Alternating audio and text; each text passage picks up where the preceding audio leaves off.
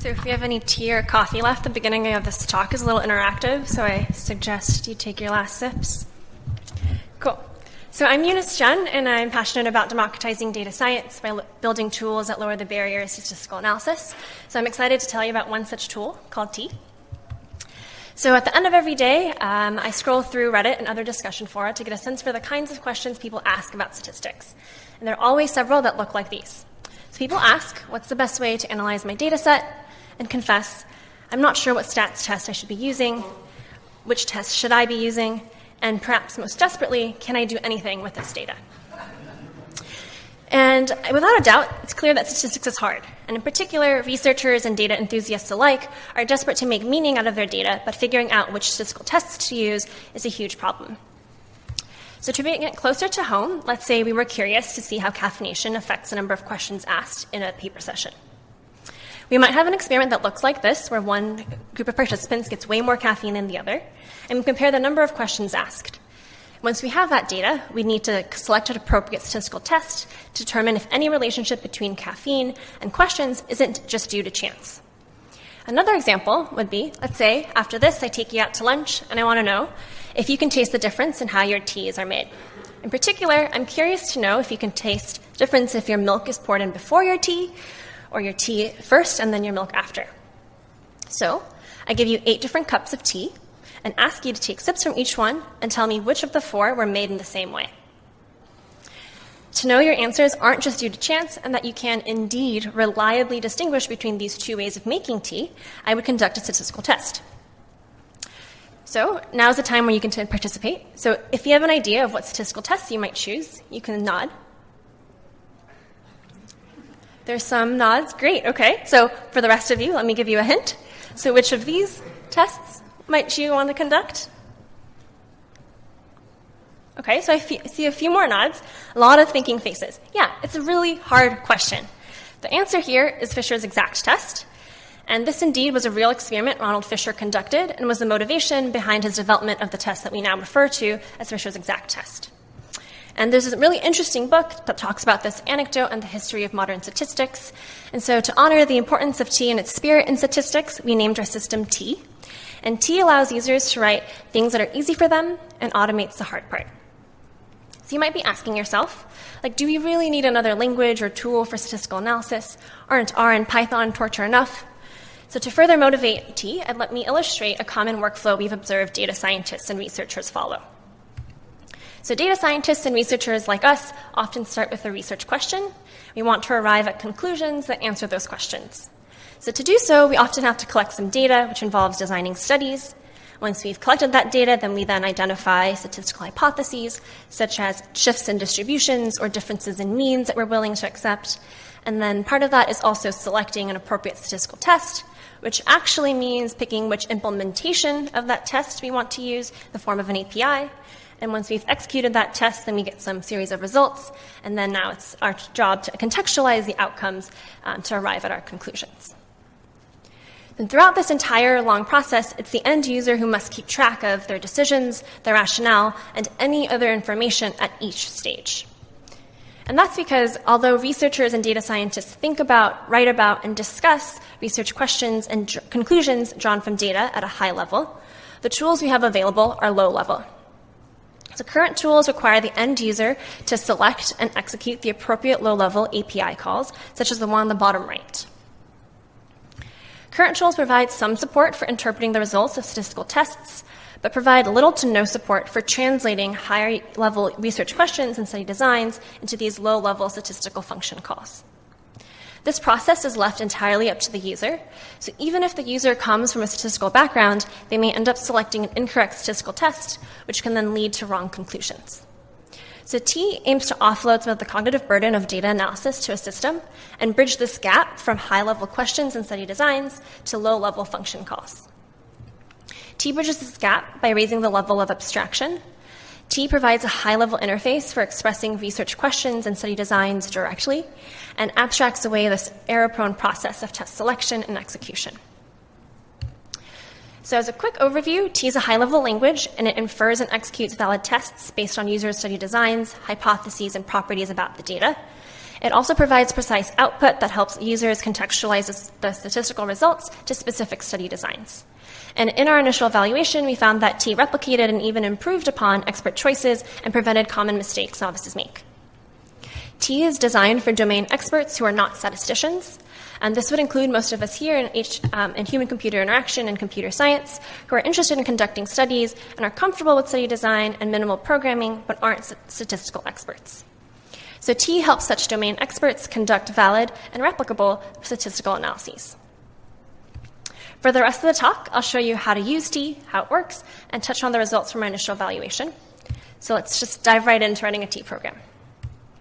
So T is implemented as an open source Python package. It can be installed from pip, which is a popular Python package manager, and imported as a library wherever you may write Python, including in computational notebooks and code editors. A T program is comprised of 5 different parts, which I'll dive into in just a moment. And upon executing a T program, T produces outputs such as the following on the right-hand side. The output for each valid test includes 2 key pieces of information: an explanation for why that test was a valid choice, and additional information such as the effect sizes to contextualize the results for accurate interpretation. So T currently supports a null hypothesis significance testing module that contains statistical tests that are most common in human-computer interaction and software engineering. And if no test applies, T defaults to bootstrapping medians and confidence intervals.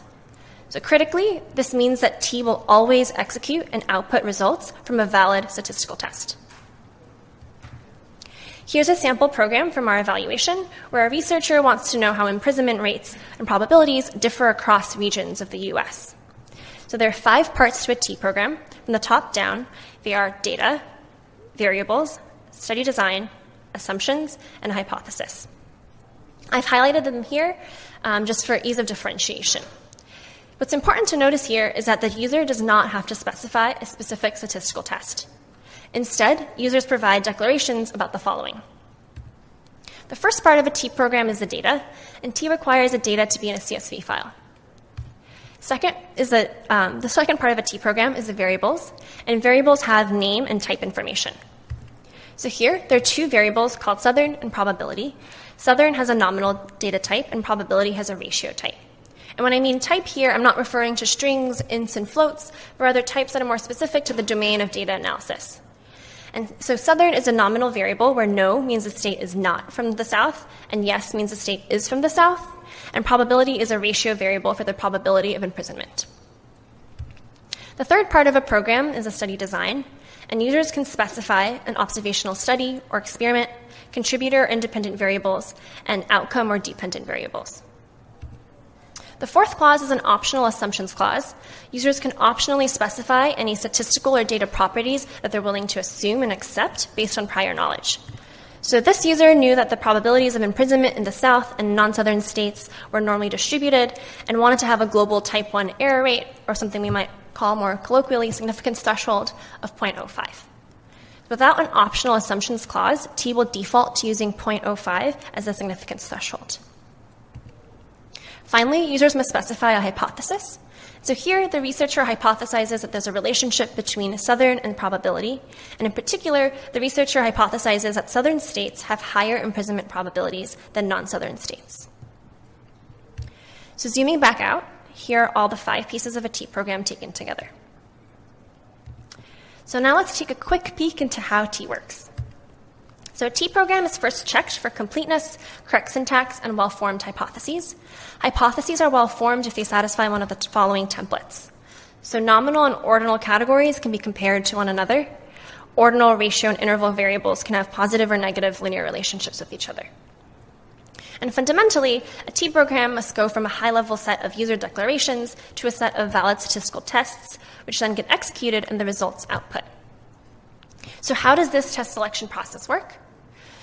T compiles a T program into a set of logical constraints and formulates test selection as constraint satisfaction. So what are constraints?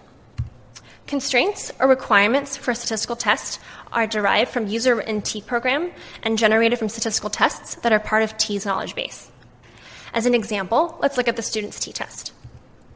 So in this program, we know that there are exactly 2 groups, Southern and non-Southern, and the user has assumed that the groups are normally distributed. T verifies that these two constraints and many others for the student's t-test hold. And if all the constraints hold, then we can say that the student's t-test is applicable. If, however, any one of these constraints does not hold, the student's t-test is not applicable. In other words, the applicability of a statistical test is the conjunction of all of its constraints. A natural question you may have is, where do these constraints come from and why use them at all? The reason is very simple. Statistical tests already make a set of assumptions about the data types and properties that must be respected in order for a test to apply. And this knowledge is often encoded and represented in tables and flowcharts such as the following. In T, we codify these assumptions as constraints. And there are many benefits for articulating test selection as constraint satisfaction, and I'll just highlight two key reasons here. First is extensibility. It's easy to add a new statistical test using the assumptions already in T's knowledge base, and using a constraint satisfaction formulation, we're able to support double the number of statistical tests than prior systems for automated test selection have been able to support before. A second key reason for using constraints is for flexibility. So not all properties of the data, such as normality, are equally important in all cases. By using T's formulation, we can give more or less weight to different constraints, and this process of weighing different constraints against one another mimics statisticians' natural decision-making and thinking processes when they try to figure out which statistical properties must hold and which tests to recommend for particular contexts. So now that we've seen how to use T and how it works, I'll touch on the results of our initial evaluation. So in the first part of our initial evaluation, we wanted to compare how the tests T recommended with the ones statistical experts recommended. We took 12 tutorials from 2 R textbooks and implemented them as T programs based on the code examples, and encoding any assumptions stated in the text of those tutorials as assumptions in those T programs. In 9 out of the 12 cases, T selected the same tests as the experts. In the other 3 cases, T selected a more conservative alternative. For these 3 cases, T found that the choices experts made were inapplicable given the author's explicitly stated assumptions about data properties. In the second part of our evaluation, we compared T's test selection to a simulation of what novices might do. So most APIs only do very minimal checking on the applicability of tests. So as long as the data have the right types, here meaning of floats or ints, APIs will just execute and output the results to the end user, even if a test violates a study design and should never be conducted. So to simulate novice test selection, we took the data sets from the 12 tutorials and identified the set of tests that would execute using popular Python libraries. We also took the same data and experimental design information in the tutorials to see what tests T would recommend. We found that T recommends a much smaller subset of statistical tests than current libraries, avoiding incorrect test selection, common mistakes, and even false conclusions based on statistical significance. Given the initial promise of T, we're excited to pursue further development and evaluation with users. And we see T as a step towards democratizing data science in 2 key ways. First, T lowers the barriers to statistical analysis. It extends work in HCI and other areas of computer science that aim to support novices by automating test selection and inference in different domains. T provides a new point in this design space by bringing together a higher level of abstraction with automated test selection and inference by formulating this process as a constraint satisfaction problem. Second, T moves us towards reimagining the ecosystem of tools we have available for data analysis. As data analysis becomes a more common task for people in all domains, we have a really exciting and new opportunity to think about redesigning programming tools and environments for data analysis, especially for users who come from non-traditional statistics and non-traditional programming backgrounds. So one promising direction we have is to think about ways in which we can support the entire data lifecycle, from data collection to wrangling, sampling, analysis, and finally reporting. And one possibility we're really excited to see is the use of T programs for pre-registration. T programs are advantageous to current methods of pre-registration because they enforce a consistent syntax and semantics, have hypotheses and study designs that can be cross-checked and verified, and can be executed once the data are collected. So with that, I just want to reiterate that T is an active open source project and available on pip, and thank you for your attention.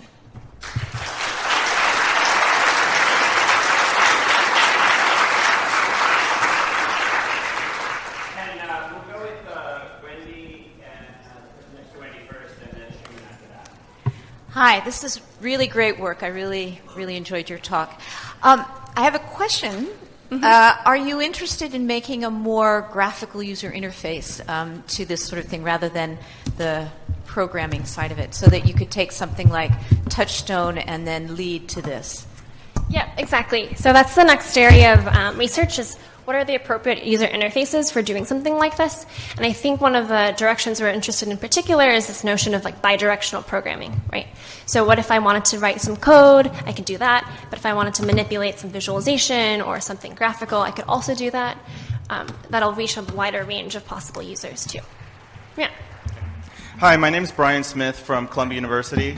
Brilliant work, thanks for that. So one question. I noticed that T required users to, for example, specify that the data was, followed a normal distribution in order to, as you mentioned, use the student's t-test. So the user then has to test themselves whether the data is normal, follows that distribution. Was that an intentional design decision on T's, for T's behalf? Or do you see T, for example, incorporating exploratory data analysis as part of the pipeline in the future? Yeah, great question, Ryan. So just to clarify, so the user doesn't have to know that the data is normally distributed. T will do that verification process under the hood. So if I have a hunch or if I want to assert just based on my domain knowledge that some variable should be distributed, then I can specify that. But if the user doesn't know or doesn't want to make some assertion, then T will do that for the user. Yeah. Really interesting work. Shuming Jai. Am I? Yeah. Yes. Wonderful work. My sense is that in practice, most people look at textbook examples and see, well, that they did that, and mine seemed to be the same kind of domain. I will just copy this procedure for that test. That's reality, and there's a lot of reason for that reality. That's due to a lot of these fundamental debates or controversies in the statistical inference logic. That it's something that's been criticized from the beginning. Every few years, there will be a big debate around it. Yeah. And in the end, it's some sort of a community standard. That is, people agree, if you meet this test, we trust your results this much more. There's no fundamental agreement on whether that's actually a logic validation. As a result of it is that the basic assumptions in the probability mathematical models, like normality or sphericity or independence, and all these are often violated. So if you apply all of them just based on the data collected, I would say most of the data set will not meet the requirement. Therefore, most of your tests will be disqualified, such as F-test, which is quite powerful to give you interaction effects that you cannot get from other simpler tests. So therefore, the result of this might be quite limited. But certainly, I see a lot of value, and it's wonderful that this work is coming from our community. Yeah, I'd just like to make a couple points in response. So I think you do raise an interesting question around community norms, right? And so one of the motivations behind implementing T's runtime system using constraints was this idea that what if we could elicit these end user constraints based on a community? So just as we have style guides for writing our LaTeX documents for SIGCHI, what if there was some sort of set of statistical guidelines that we could also have that we could incorporate into this constraint satisfaction formulation? I think the second point is that there is another mode in which T, so right now I showed the default mode of T, but we also support a mode in T where the user can just override T's verification process, such that I can have these explicit assumptions based on my community or based on other norms, and then T will respect that and pick the appropriate tests given properties of the data and those assumptions. And a last quick question from Michael. All right, Michael Bernstein from Stanford. Often, you'll have multiple outcomes from the constraint elimination. So if you have a dichotomous outcome, a chi-squared, a logistic regression, and a linear mixed model might all be feasible. How do you point people at the thing that's going to sort of be the most appropriate? Is this, again, back to the community? Or are there ways that you can sort of nudge people toward the thing that is the most powerful without going into the super advanced statistics that they need?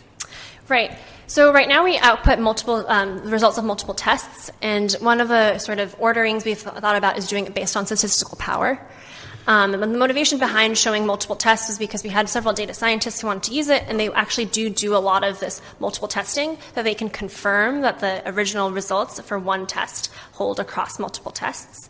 But I do think there's a need for like a more sort of aggregate view of like which of these tests should I be reporting, either based on my community or based on the specific null hypothesis tested, things like that. Thank you.